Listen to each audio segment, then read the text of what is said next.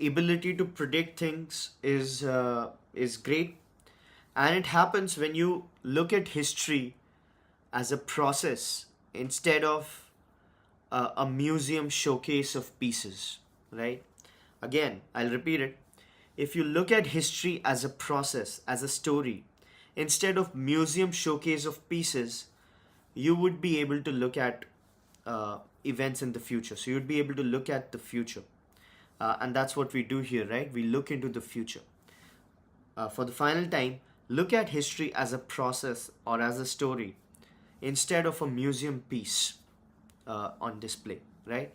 So that's what happens. I have to say something about the Charlie Kirk assassination because this is something very significant. It's going to have some effects as far as the whole business ecosystem is also considered. So I'll tell you how. First of all, does anybody know here who Charlie Kirk was? Mr. Charlie Kirk? Do people have any idea about US politics? So Charlie Kirk was unfortunately a very big US politics figure. So he is a very interesting phenomena. I'm sorry, was a very interesting phenomena. I can't believe it. Uh, he began as an 18-year-old kid, and what he did was he came up with a nifty plan. Okay, a brilliant idea that he'll go to the colleges, US colleges, and he'll sit on a small table, like a small usual table, cover it with papers, and hold live debates with college students. Okay, live debates on politics, on all sorts of issues, live debates with students on campuses. That was Charlie Kirk's idea. He was the first person to do it. Okay, on the internet. Now, he began as a kid, slowly and steadily. He just kept doing it. Every day, you see somebody's video coming out. These videos became so popular. They became so popular that earlier it was a hostile crowd, right? Earlier, college students used to be uh, basically abusing him, fighting him, and so on and so forth. But then he started getting a real following because his idea was to expose what's happening at colleges at the thought level. So, sunlight is the best disinfectant, right? So, he thought that when he's going to go to the colleges and he's going to talk to college students and publish those debates, it's going to lead to more open conversations, no matter how heated, but open conversations are better than violence. That's what his spiel was. And he talked to these college students, and then he became such a big figure in the American political ecosystem that he became like he came in the orbit of Elon Musk and Persistence and all of these extraordinarily big figures in the American political system, especially American right. So uh, Mr. Vivek Ramaswamy used his platform, Megan Kelly, and all of these big people, yeah, Tucker Carlson. That so he, in my view, he was like the future president of United States. Okay, and he became so huge that now when he did these college debates, okay, uh, thousands of people, he became a true rock star, right? Thousands of people used to. Earlier, it was just a small table, like a very small table you can imagine. Then became like a huge stadium with 30,000 people watching these debates, right? And it used to be an open mic. Anybody could come on the mic and they could debate Charlie Kirk. And just last night, I woke up at 5:30 and I got a message from my uh, you know partner investor in US saying that Charlie Kirk has been shot dead. So he was just shot dead last night. Uh, he was at an event, at a college event. He was talking to somebody, uh, doing this debate thing, and then he just got shot in the neck, right? And it's unbelievable. I'm still in shock. I don't know what to say. It's just extraordinary. But the thing is, this is why I say that business is easy, right? Business is easy. Making money as a businessman, it's not it's nothing hard, right? People say that, oh, business is the hardest way to make a living, and I always tell them that try music, right? And then I say, uh, try politics, because politics is the hardest game, you know. You are dealing with things that are just not in your control. This could have been the case with Trump as well, right? You remember that fight thing? He also got shot in the neck. It's just that it brushed his ear, right? So this is just extraordinary, and I don't know what to say, but what this means for the business ecosystem is that it's gonna lead to something like a very heated situation in the US. The right won't go, you know, violent. So right doesn't go violent. People say January 6th was a violent insurrection, but those right wingers didn't carry guns, right? They stormed into the Capitol. Nobody was hurt. Not one police officer was hurt by the so called insurrectionists. The one person who was killed at the event was an unarmed protester called Miss Charlie Babbitt, right? So, oh, Ashley Babbitt, I'm sorry.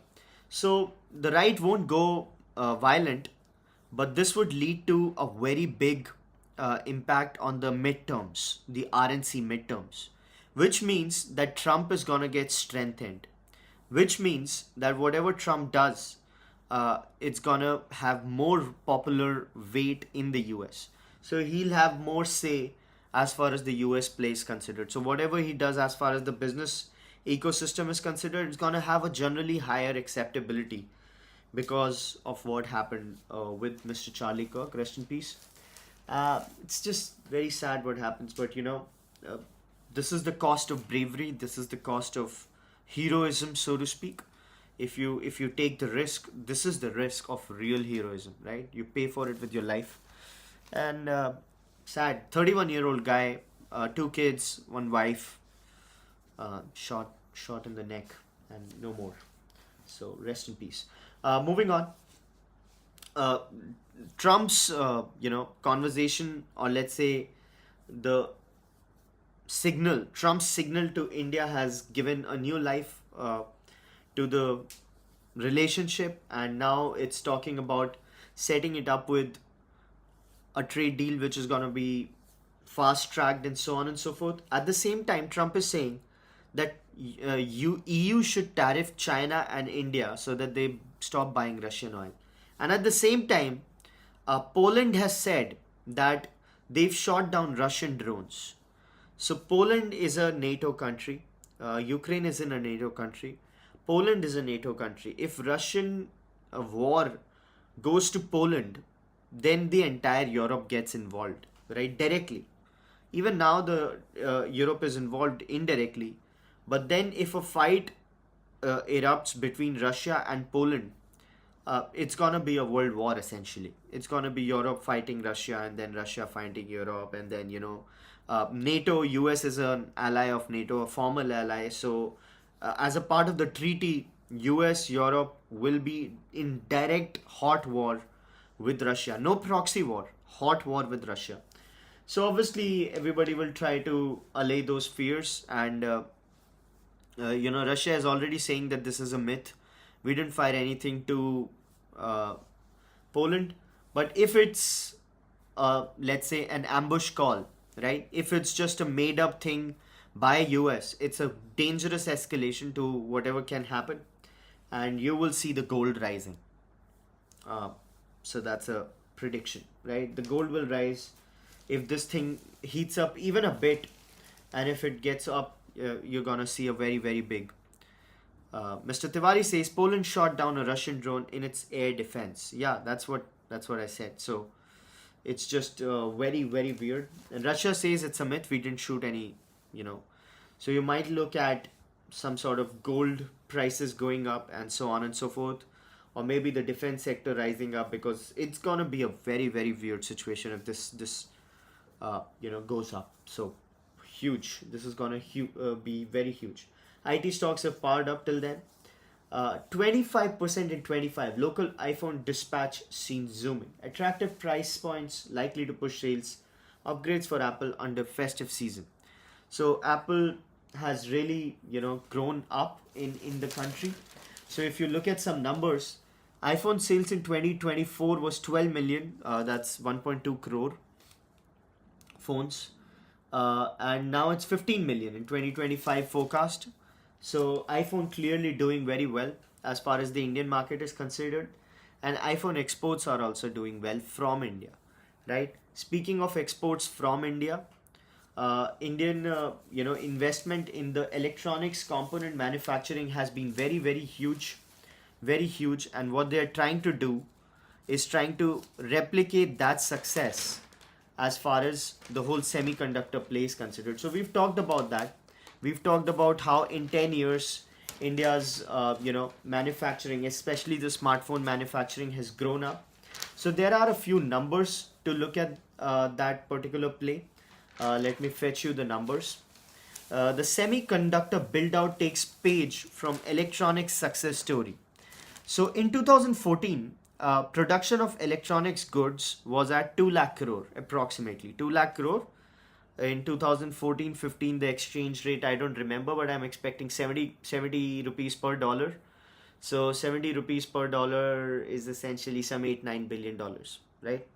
So per 1 lakh crore. So 2 lakh crore is 16 billion dollars.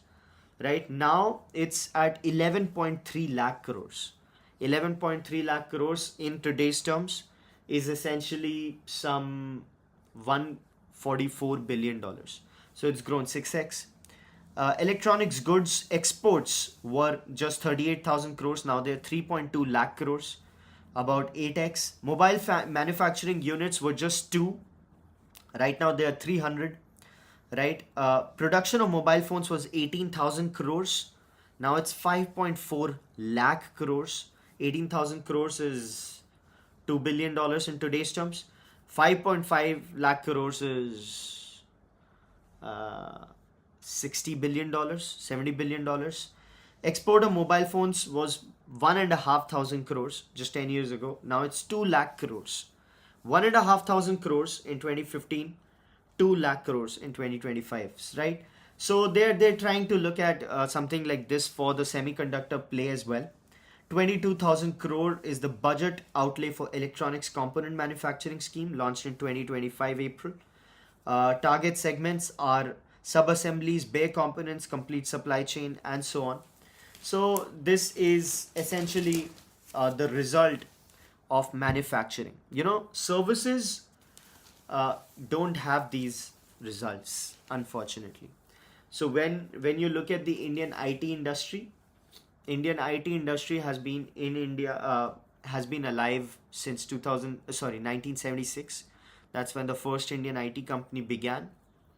1981 is when Infosys came along, I guess, right? In by 2020, they've had like 40 years. Do you see the ripple effects of that in the Indian product economy? No, right? But manufacturing has a lot of cascading effects, a lot of second order effects, as we always say. That's why it's always a good idea to invest in manufacturing, especially for a labor rich country like India, right? Because it hires a lot of people, and then there are downstream effects of manufacturing which are just very, very hard to comprehend, right? Very hard to comprehend. Moving on. EPFO table, bank like transaction, other reforms. So they're basically in another push towards consumption. What the government is trying to do, it's trying to essentially allowing fund withdrawal via ATMs and UPI from EPFO, and also raising the monthly minimum pension from 1,000 rupees to 15 to 2,000 rupees. Why would they do that? You know why would they do that, right? Why they want to do that? You can guess. Yeah. Moving on, sari retailers like Nalli, RSB Retail, and these people are going IPO in the next 6 months, trying to raise 20,000 crores. Now, sari business, that's a very interesting business. I don't know the economics of it, but I know that the margins are huge. Right? I don't know the volumes, but the margins are definitely huge for players like Nalli and so on and so forth. So uh, quite a big opportunity for retail investors. Speaking of retail investors have literally cashed out from the mutual fund play. You know, mutual fund has had more exits than entry in the last month. That is also coinciding with the trend that these people are going towards gold more. So are retail investors essentially looking at a very complicated time as far as markets are considered, when they're stocking up on gold? Now all the reserve banks of the world are actually stocking on the gold, and if retail investors are also stocking on the gold, or let's say begin stocking on gold even in markets, because gold AUM is going up, right? So that is a worrying sign. That's a beginning of a worrying, that's a beginning, or let's say that's an indicator of what could be a problem in the future. Not saying that it is, but it could be. So these are telltale signs of something that can happen, something weird that can happen. Speaking of something weird, SpiceJet's MD has taken an advance salary of 32 crores. He's gotten an advance of 32 crores. It's basically his 5 year salary. I was expecting him to make more though. 6 crores? Man. Anyway, so he's taken an advance of 32 crores, and it says that, they're gonna adjust it from his salary. This is especially weird because SpiceJet is really in a very tough spot. It had raised 3,000 crores, but all of that money basically went into clearing the statutory dues. So SpiceJet has no money, and SpiceJet has no fleet, and its on-time performance is low. And just a few days ago, maybe yesterday, we talked about SpiceJet possibly going the Go Air way, right? And something like this is definitely not a confidence booster. That the MD says, like, let me take my money first, right? That's always a very bad sign. If the guy at the top says, let me just secure my money first, man, you don't know what happens tomorrow. Very bad place to be. Speaking of bad places to be, Nepal is a very bad place to be right now, right? It's very bad, and we talked about how Nepal's, uh, you know, uh, Nepal's protest wasn't organic, and now it's clearly emerging that a lot of it has been funded by US-led NGOs. So, Mr. Tiwari, you might remember me saying that no student protest is organic, right? This is not organic. If something scales to this level, it is not organic, and this is what it is. So, Nepal is a wedge. Three powers are very, very concerned, very, very concerned with Nepal. Number one is China, of course. Number two is India, of course, because Nepal is the bordering state for both of those countries. And number two is US, because it wants to counter China. So in between three, or let's say two and a half big powers, Nepal is stuck, and everybody is paying. In the meanwhile, Indian students talking about how they are troubled in Nepal. And listen to what this girl is saying. Past couple of days have been tough on Naina, name changed on request, right? She's a second year student at Kathmandu. Violent student protest. I was left with 4 papers, but since all the exams are cancelled, things are uncertain, she told ET.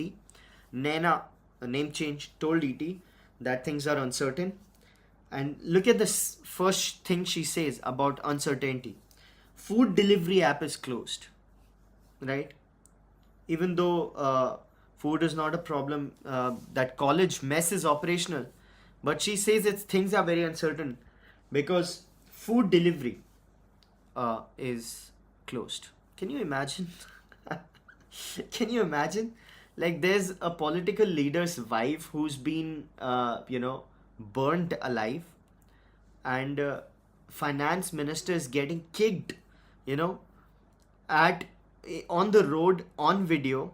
And there's this girl, Nana, glad her name is changed, this moron is saying that the food delivery app is closed, and that's how she knows that things are uncertain. Like, sometimes you think like, this is just somebody said, right, there's no end to human stupidity. It's just, just like, how do you even say something like that? right? Hey, that wife news is fake news. Are you sure, Mr. Tiwari? Uh, are you sure? Nepal minister wife fake news.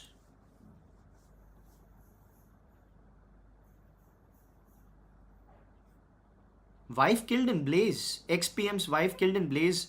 It's been shared by Indian Express. Ex-PM wife, former PM's wife.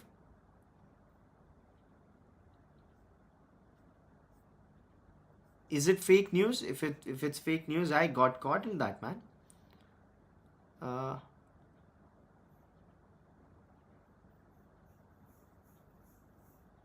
no,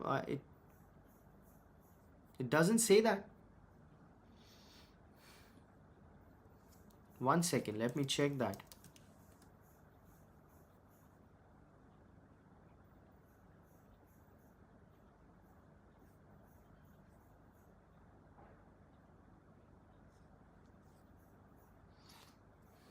Fire claims life of former PM's wife. Yeah, it is. It's not fake news. It's not fake news. She's no more. Now you can say that they didn't burn her on purpose, but the point is that it's not fake news. She's actually passed away. Rest in peace. Uh, and this Nana girl is saying food delivery app is closed, even though college mess is working. But how do I order that pizza? Anyway, private lenders. Uh, I heard that she survived. I read it yesterday. Mr. Kumar says. Well, in that case, it's a developing story. Thank you so much. But yeah, the point is, in the midst of all of that, Nana says that the food delivery app is closed. Moving on, private lenders work on winning back home turf. Uh, uh, you know, private lenders have lost a lot of ground to PSBs as far as you know uh, loans are considered, home loans. Now they're focusing on home loans as the growth driver, right? And credit growth might just hold in FY26. So we've talked about how net interest margins were a problem and how rate transmissions were a problem. But that CRR, credit reserve ratio, decrease of that from 4% to 3%, leading to excess liquidity in the banking, surplus liquidity would lead to uh, lowering of the deposit costs and would reduce banks dependence on FDs uh, as far as liquidity is considered. With that, the transmission of the rate cuts will start seeping into the customers. That is exactly what's happening. So in this particular quarter, in this current quarter, things are going to be looking brighter as far as the loan activity is considered, which was essentially not, uh, you know, not so. Moving on. I would love for somebody to do a fact check on that, because I clearly read, I remember that she didn't survive, right? But maybe that's not true. Moving on. Next generation fighter jet war heats up, protests reach design body. So HAL and other people, you remember that India had parked something like a 60,000 crore rupees for a next generation fighter jet development. And it was supposed to be a collaborative development where a PSB could join hands with a private sector company, and they could have, so the pilot of that was supposed to be 60,000 crores, and then lakhs of crores were supposed to go in the development of that particular project, right? The tender norms of it have come in contention. So HAL says that the norms are unfair. And how the norms are unfair? It says that these two people have been fighting. The other party says that HAL is the single largest player. Okay. Now, since it's the single largest player, the norms say that there should be prior experience. If there is a norm for prior experience, it's obviously gonna win. Okay. Since it's gonna win, it's basically unfair for us. That's where they say. So, in response to that, what the other the authority says that okay, we'll discount that particular play from the tender, right? Once you discount that particular play, HAL says that this is not fair. right? Point based system for selection unfair, right? Because you've discounted that particular point. So that's going on.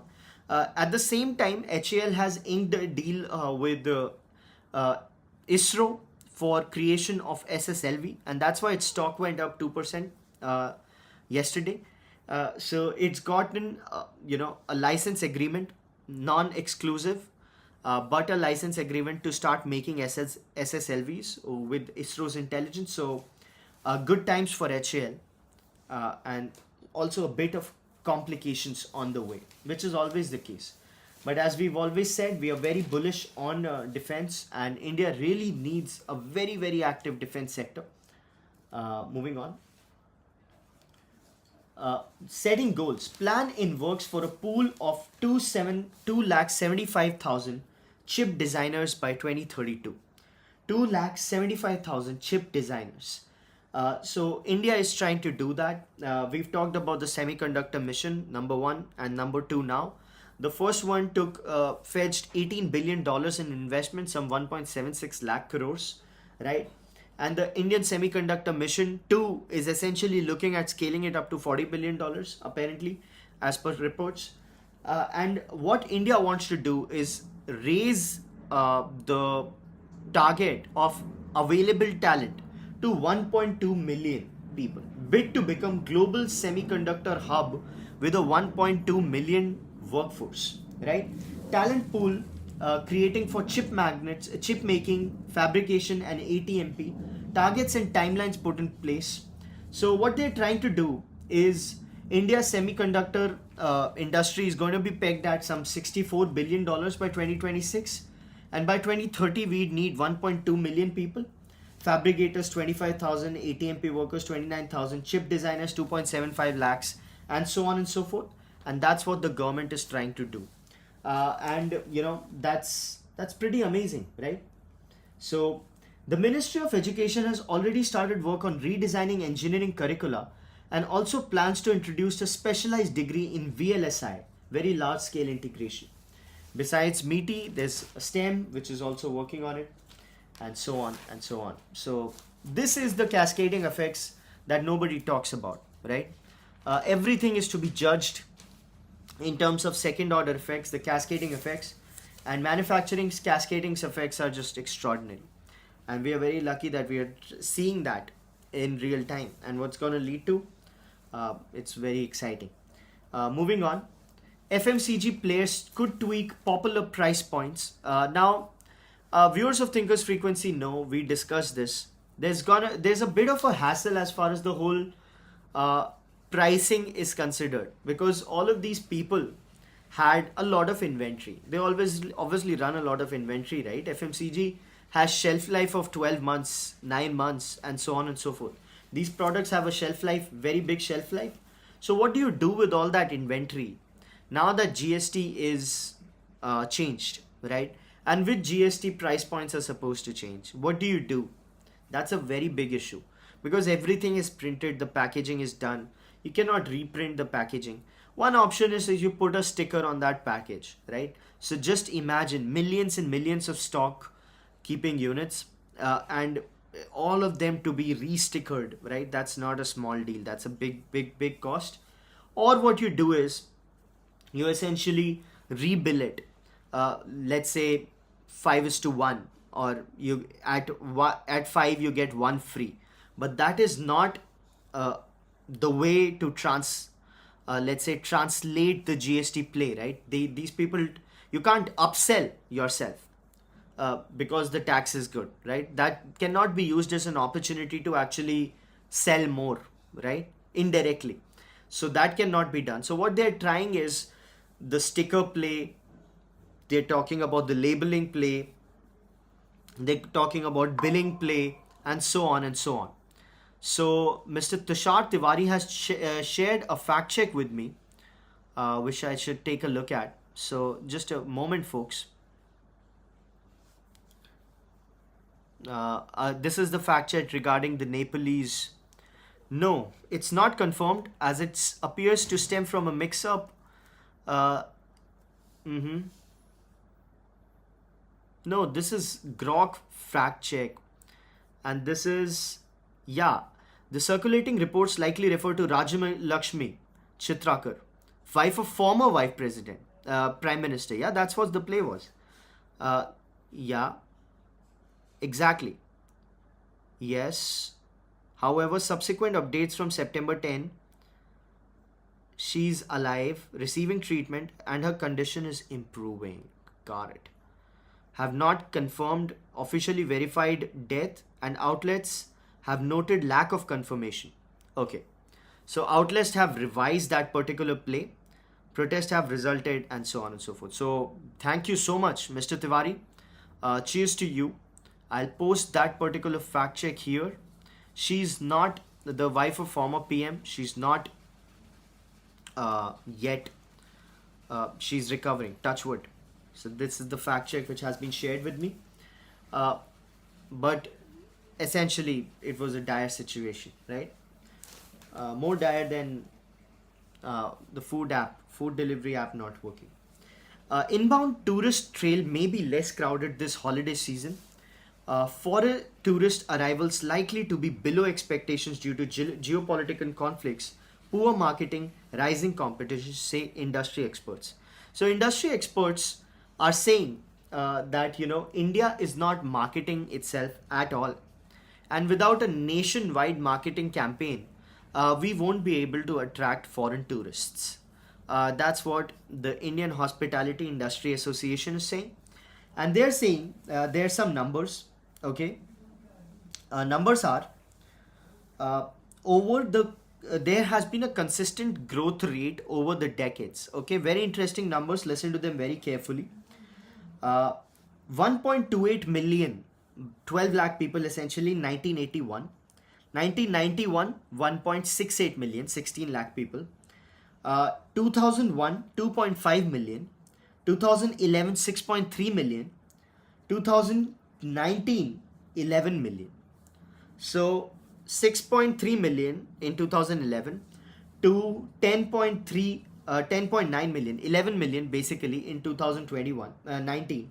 And they say then lockdown happened and everything happened, and we don't think it's gonna move the needle, because every country, if you remember Malaysia, they came up with a very big ad campaign saying Malaysia truly Asia. Do you remember that TV campaign?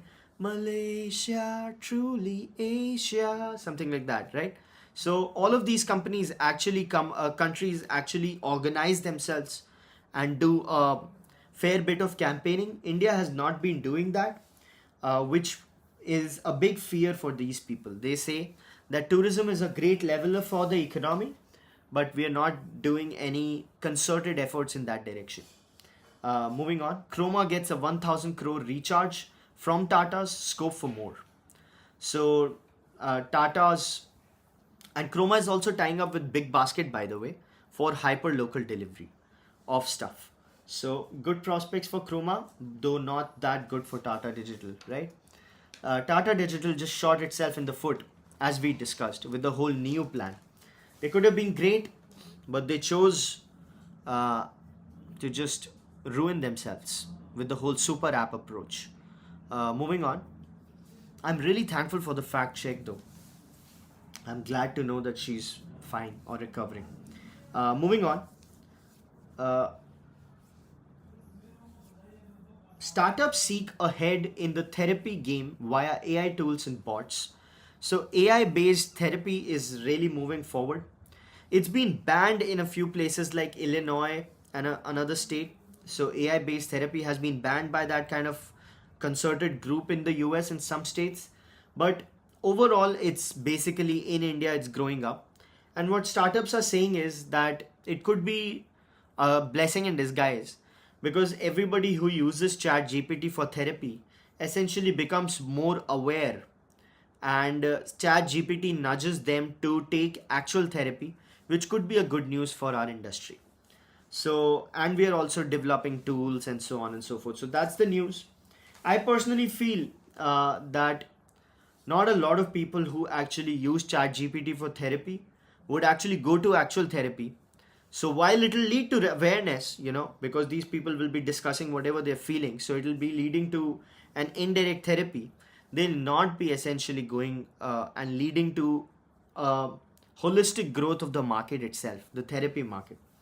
Moving on, India IT cuts H1B reliance to get the job done in US. H1B visa has been used by Indian outsourcing for a very long time to curtail costs to do whatever they wanted. Now India is basically dialing back on it because of whatever US is doing, right? Some numbers. Uh,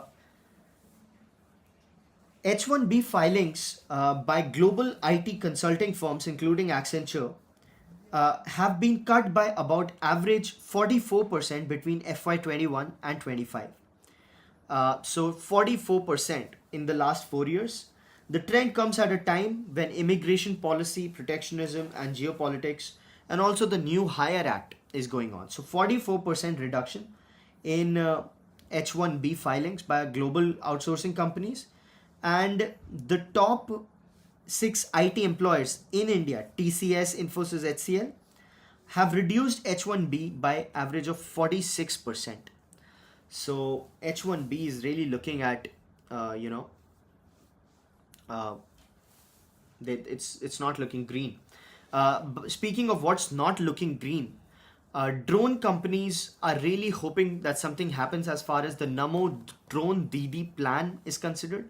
Now, this scheme had talked about, it was launched in 2023, and it talked about procurement and distribution of drones, right? But nothing has happened yet, and the government circular citing administrative reasons for the delay. So it was supposed to be a 1500 crore play. Yeah. Uh, the central government allocated 1261 crore for Namo drone DD scheme to provide 14,500 drones to women self-help group, but nothing has really happened, right? Essentially, as far as numbers are considered, uh, 500 were later counted. So, according to the government note, lead fertilizer companies distributed 1,000 drones to self-help group. Of these, 500 were later counted under the Namo 3D drone. This leaves 14,500 drones pending procurement. So, so they basically counted some fertilizer companies' counts, which were already happening, and 14,005. Basically, nothing has happened as far as that scheme is considered, which often happens with government schemes. Uh, uh, Very interestingly, OpenAI has talked about it's sending its movie to Cannes Film Festival. It's making a $30 million animation movie. Now, animation movies cost much more than that, but OpenAI has essentially taken its biggest leap yet into entertainment, backed by Critters, the first animated feature film which uses GPT models to generate video of characters. So, a lot of people are thinking, who owns this particular play, right? The person who might have given the prompt, is he the owner? Or if in that prompt process, what if AI actually made something on its own, right, which was away from the prompt?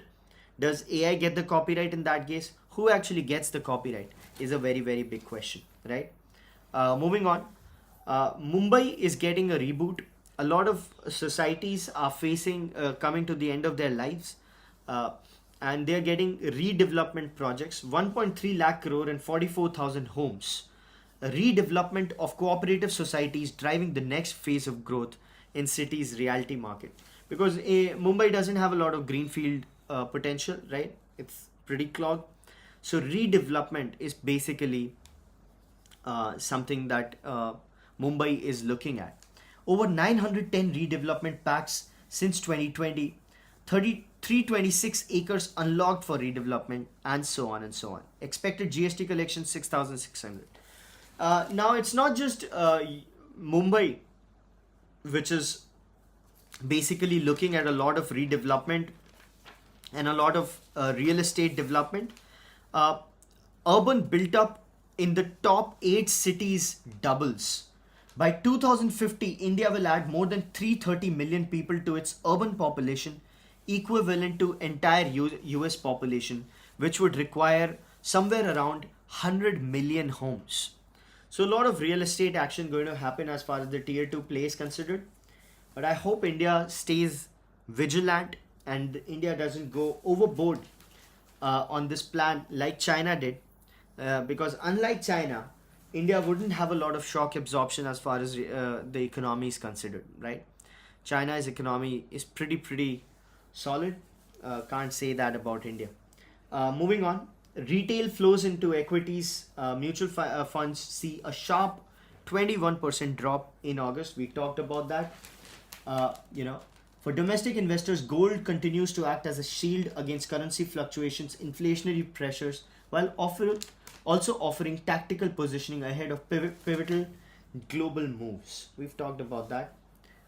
Uh, Oracle shares have surged 43%, and Mr. Larry Ellison, the founder of Oracle, is now the richest person of the world. He has pipped Mr. Musk from the top spot. He's worth 440 billion, right? Uh, and Musk's 440 billion. That's what's happening. And OpenAI has essentially purchased a cloud program. Oracle has entered the cloud business. It's competing with Google Cloud and Microsoft and so on and so forth. And it's unbelievable, $400 billion worth. Larry Ellison, Mr. Larry Ellison is 81 years old. And if you look at him, he doesn't look a day older than 40. Okay. So just go and look at Larry Ellison, and you won't be able to believe that he's actually 81 years old, right? He's just next level. All the stories around Larry Ellison are just next level. It's just extraordinary. And there's a series called Dropout, based on the lives of Theranos founders, right? It's based on the book called Bad Blood. It also has a scene featuring Larry Ellison because he was one of the early backers of Theranos, right? Extraordinary stuff. Anyway, sovereign bonds set for second wind with positive RBI action. So people are saying that bond yields, bond prices are gonna sovereign bonds are gonna get a second wind with positive RBI action. We've talked about how bonds work, right? You remember how bonds work? Bonds are slightly complicated. Bonds are debt papers. The price of bond and the yield of bond are opposite, right? So if the price of bond goes up, the yield goes down. Yield is essentially the return on investment of the bond. So bond paper is, let's say, 100 rupees, 10 rupees the coupon rate is the interest rate, and then the bond is traded in the secondary market. If the bond has a lot of demand, its price goes up. If, let's say, that 100 rupee paper becomes 105 rupee paper, the yield goes down. The money you get at the end of the maturity goes down. If the bond is not in demand, it goes down in price, and its yield goes up. Okay, so you make more money. So what's been happening is that recent sell-off in Indian government bonds seem to be easing, and the demand is expected to rise. So why was the Indian sovereign bonds getting sold recently? You know why, right? Because Indian government essentially did that GST play, right, where they lost a lot of tax revenue. Now, since that tax revenue is lost, people become underconfident on the government's ability to actually pay money back. So people don't find the bond paper so attractive. So when they sell that bond paper, its price goes down. And when its price goes down, its yields goes up, right? But then, when the whole thing becomes clear that no, the government is pretty stable and it's going to lead to a lot of consumption, and the government is going to make more money than before, it's going to be fine, then people start buying bonds. The prices go up, the yield goes down. So what they're saying is the recent sell-on seems to be easing. Demand is expected to rise from October, according to bond dealers. Impact on government revenue and so on and so forth. In the near term, release of H2 borrowing calendar related to India-US trade deal are key events for the market. So, we've talked about that. Also, in that particular play, there's another bond news. RIL ups the deal size for asset-backed notes on strong demand. So they're raising 21,000 crores with asset-backed notes. That's a type of bond, but it's a different type of bond. It's basically backed on assets. So it's also a debt paper. It's also a bond, but it's an asset-backed bond, and they are taking it up, right? So moving on.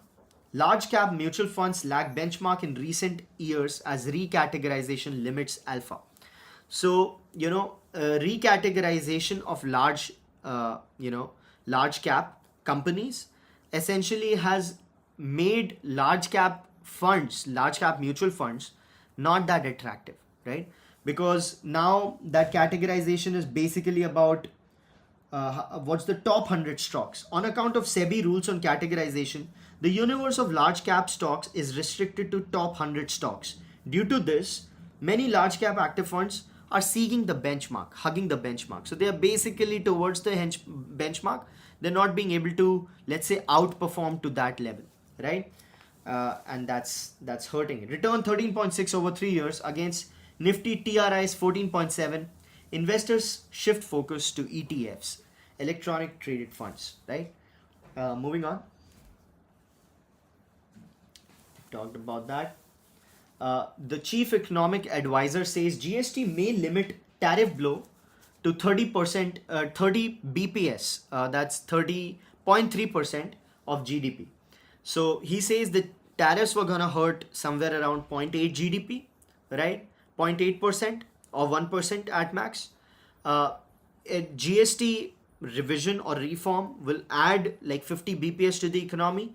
So the total overall blow will be contained at 30 BPS. At the same time, people are saying that tariffs will get reversed and India might just be looking at a 7+% growth, which is going to be extraordinary, right? Fitch raises GDP forecast to 6.94%, says reforms to boost consumption. Fitch, like S&P, like Moody, is a rating company. Moody's is a rating agency, and they've updated our GDP forecast to 6.9%.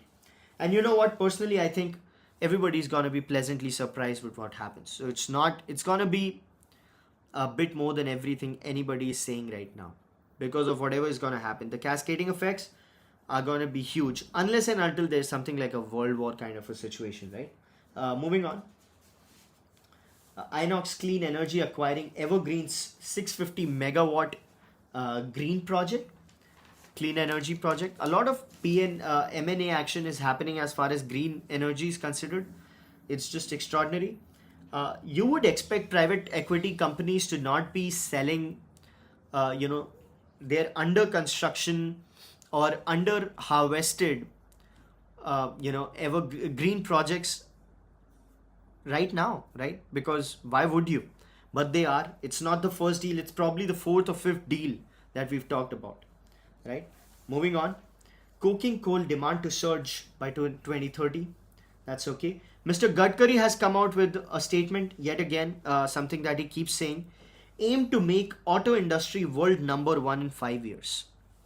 Well, that's sort of, what do you believe this? I'm tempted to believe it, but he says that India's industry was, when I took charge as the transport minister, the size of Indian automobile industry was 14 lakh crore. It's now gone up to 22 lakh crore compared to 78 lakh crore in US and 47 lakh crore in China. So he says in 5 years we could be number 1. So what he's saying is essentially in 5 years, Indian automobile industry in his numbers is gonna grow what, 4x? Is that what he's saying? Because US stand at 78 lakh crore and China at 47 lakh crore. So, and these two economies will be static as far as their automobile industry is considered, and we are gonna grow 4x is what Mr. Gadkari is saying. I also don't believe these numbers. If Indian automobile industry is worth 22 lakh crore, how can Chinese automotive industry be worth 47 lakh crores? How can they just be double the Indian automobile industry? right?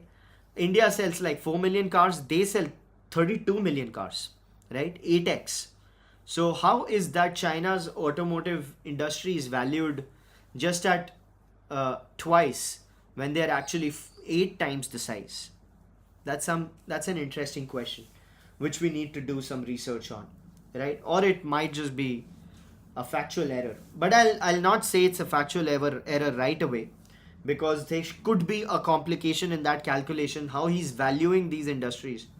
But I flag an effort, right?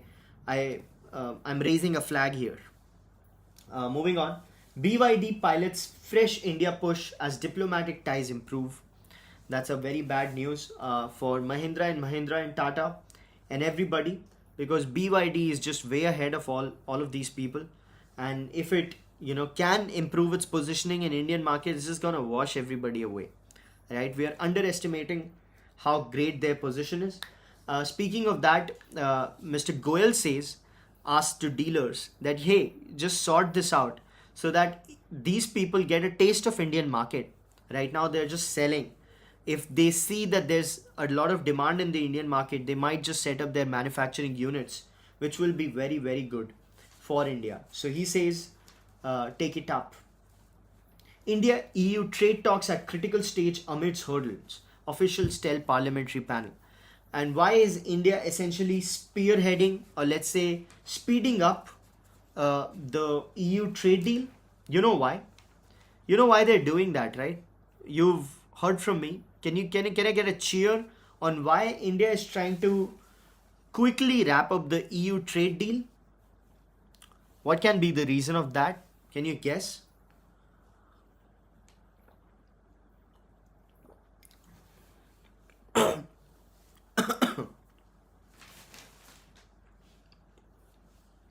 Because at the same time, Trump is trying to screw it up. He's saying that China and India should be tariffed by EU, so that Mr. Yogindra Pratap Singh says EU might tariff India due to US pressure. That's exactly right, right? But listen to Trump's rhetoric; it's changed a bit. It says China and India, not just India, China and India, which is very important, right? If China and India get screwed at the same level, we'd still be happy, right? Because, but if India gets especially screwed by everybody, that's gonna be a very, very big problem. U.S. producer prices drop for the first time since April-May, make case for rate cut. US wholesale inflation unexpectedly declined in August for the first time in 4 months, adding to the case of federal rate cut. So Trump has been calling for a rate cut for a very long time, right? He's literally called the chief of Fed a quote unquote moron, and he's called him too late Powell. That's his nickname from Trump, too late Powell. He's also called him a slow person and a quote unquote stupid person, right? And all for what? A rate cut. Trump desperately wants US to have a rate cut, because with a rate cut the markets are gonna rise. There's gonna be a newfound activity in the US economy, more loans, more businesses, more business activity, and so on and so forth, right? Trump has said that inflation has been low, 2.1%. Now it's 2.8%, I guess, 2.4 to 2.8%. Still very good for US economy. The job reports are a bit of trouble. So all of these signs have been making Trump say that we should cut rates soon so that we can unlock the next phase of US growth economy. But Chief of Fed Jeremy Powell, Mr. Powell, said that we're going to look at it in a non-political analysis, which led to a fight amongst these two people. But apparently it looks like Trump was right, right? And Jeremy Powell might just be looking at, a rate cut. So yet again, somewhere Trump emerged, right? With this, we come to the end of the 109th episode of Thinker's Frequency, our daily mental workout, our daily dose of insights and analysis, which don't lead to paralysis, right before we punch in. I'm so sorry for today. I feel very disoriented, unfortunately. I'm not in my best spirits because of the whole Charlie Kirk thing. It really blew me away in the morning, and I couldn't really collect myself. So if the episodes didn't seem as fun as the usual ones, consider it a bad day, right? But I hope you have a beautiful day, personally and professionally. I'll see you same place, same time, hopefully. Please take care. It was really fun talking. I need to thank Mr. Fazl Khan, Mr. Kumar, especially for all the work on the indexing, Mr. Tiwari, uh, Mr. Yogendra Pratap Singh, and everybody else who joined, right? Please take care. I'll see you tomorrow. Bye bye.